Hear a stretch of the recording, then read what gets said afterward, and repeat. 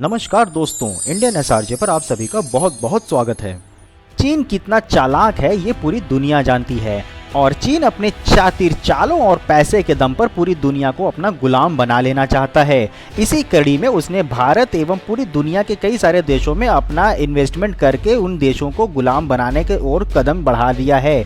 जैसे कि पाकिस्तान में सीपे की परियोजना बना के उसने पाकिस्तान से लेकर सीधे ग्वादर पोर्ट तक के लिए अपनी सुविधा बना दिया, अपना रास्ता बना लिया। उसी तरीके से ये यूरोप तक अपनी ट्रेन की रास्ता भी बना रहा है। चाइना ने श्रीलंका से लेकर के साउथ अफ्रीका तक के तमाम देशों में अपनी इन्वेस्टमेंट बढ़ा करके उनके सरकारों को गुलाम भी बना लिया है। और इसी कड़ी में भारत के कुछ ढीले नियमों का फायदा उठाते हुए उसने भारत की कंपनियों में भी अपनी हिस्सेदारी बढ़ा दी है।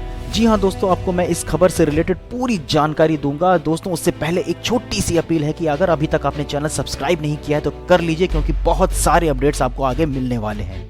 आइए अब मैं आपको बताता हूं कि चीन अपने शातिर चालों से किस तरीके से ये अंजाम दे रहा है और उसकी क्या है मंशा आखिर भारत की कंपनियों में हिस्सेदारी बढ़ाने की। देश की जाने माने बिजनेस मीडिया हाउस moneycontrol.com ने अपने 13 तारीख की रिपोर्ट में लिखा था कि PBOC यानी कि पब्लिक बैंक ऑफ चाइना ने 1.1 की हिस्सेदारी HDFC में खरीदी है। साथ ही इसके साथ ही 0.07% का सऊदी की कंपनी ने भी इसकी हिस्सेदारी खरीदी है।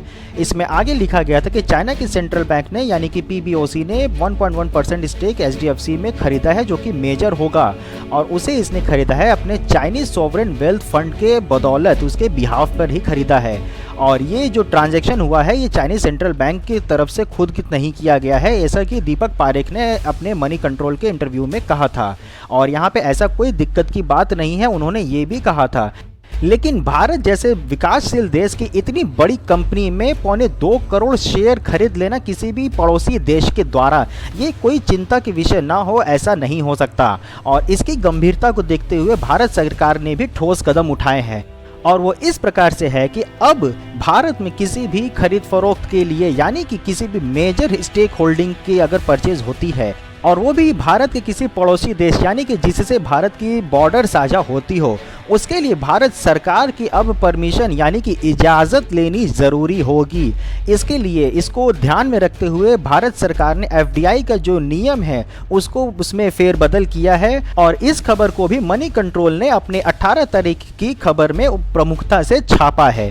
को बता दें कि इस समय कोरोना वायरस का महामारी फैला हुआ है और इसी बीच गवर्नमेंट ऑफ इंडिया ने FDI की पॉलिसी में इस तरीके की अपॉर्चुनिटी का जो इन्वेस्टमेंट कर रही थी चाइना या फिर जो अन्य देश की जो पड़ोसी देशों की सरकारें हैं उनके तरफ से जो किया जा रहा था उसको डिस्करेज करने के लिए कि ऐसे नियम का प्रावधान किया गया है और इसमें पुराने जो नियम है उसमें बदलाव कर दिया गया है। यानी कि चीन चालाक तो है लेकिन भारत इतना बेवकूफ़ भी नहीं है कि वो अपनी सुरक्षा खुद से ना कर सके। आपको बता दूं कि नए नियम के तहत अब चाइना इस तरीके से डायरेक्ट इन्वेस्टमेंट नहीं कर सकेगा और इस तरीके की किसी भी प्रकार की इन्वेस्टमेंट करने के लिए भारत सरकार की अप्रूवल रिक्वायर्ड होगी। इसी तरीके का बदलाव और रेस्ट्रिक्शंस पहले भी लगाया जा चुका था, जो कि था सिर्फ पाकिस्तान और बांग्लादेश के लिए, लेकिन शायद सरकार को इसका पता नहीं होगा कि चाइना भी इस तरीके की हरकत कर सकती है। और अब चूंकि ऐसा वाकया सामने आ चुका है, इसके लिए भारत सरकार ने चाइना पर भी ये पॉलिसी लागू कर दिया है ताकि कोरोना वायरस की महामारी का फायदा उठाते हुए चाइना की कंपनी भारत में किसी भी कंपनियों का टेकओवर ना करें, किसी भी कंपनियों में अधिग्रहण करके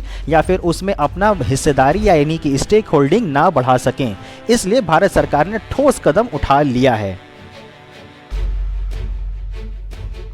दोस्तों, वीडियो में दी गई जानकारी एवं सूचनाएं आपको पसंद आई हों या फिर आपके उपयोग में लगी हों तो चैनल को सब्सक्राइब करना मत भूलिएगा। साथ ही इस चैनल के वीडियो को लाइक करना भी मत भूलिएगा और साथ ही अपने सूचनाओं को जो अभी आपने पाया है वो अपने अन्य दोस्तों के साथ साझा करने लायक लगे तो ज़रूर शेयर करिएगा। फिर मिलेंगे नेक्स्ट वीडियो में, तब तक के लिए जय हिंद।